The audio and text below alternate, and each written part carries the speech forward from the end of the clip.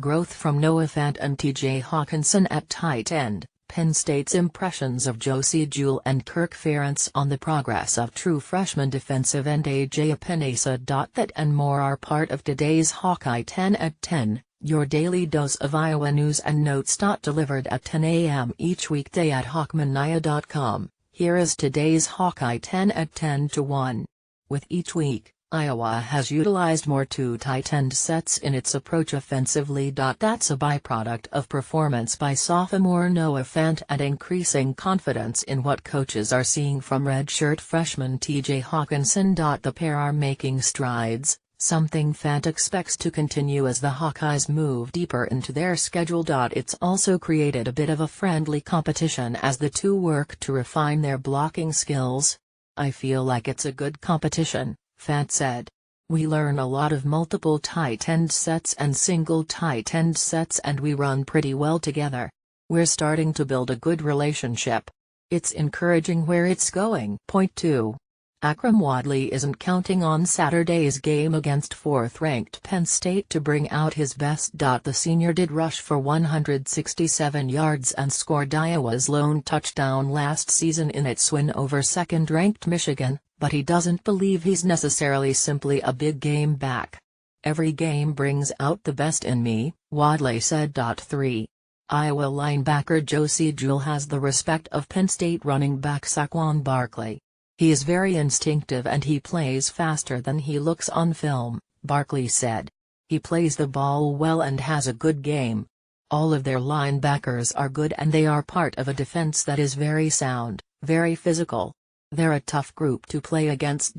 Barkley rushed for 167 yards on 20 carries against Iowa last season in the Nittany Lions' 41-14 win over Penn State, but he said that doesn't matter Saturday. "Last year was last year," Barkley said. "This is a whole new season." 4. On the ground or through the air, expect Iowa to attempt to work the clock against Penn State and its explosive offense. "We'd like to be able to establish the run game and be able to hold the ball," quarterback Nate Stanley said. "Obviously, they have a pretty high-powered offense. Obviously, if we could keep guys like Trace McSorley and Saquon Barkley off the field, that's going to be a pretty big advantage for us." 5. Penn State quarterback Trace McSorley believes running back Saquon Barkley's development as a receiver is helping growth the Nittany Lions offense. He sees defenders backing off of tight end Mike Gesicki a bit in passing situations where the ball might be headed to either of the preseason All-Americans. "It's a challenge for a defense knowing that any of 5 guys can be home run hitters," McSorley said. "That is beneficial for us." 6.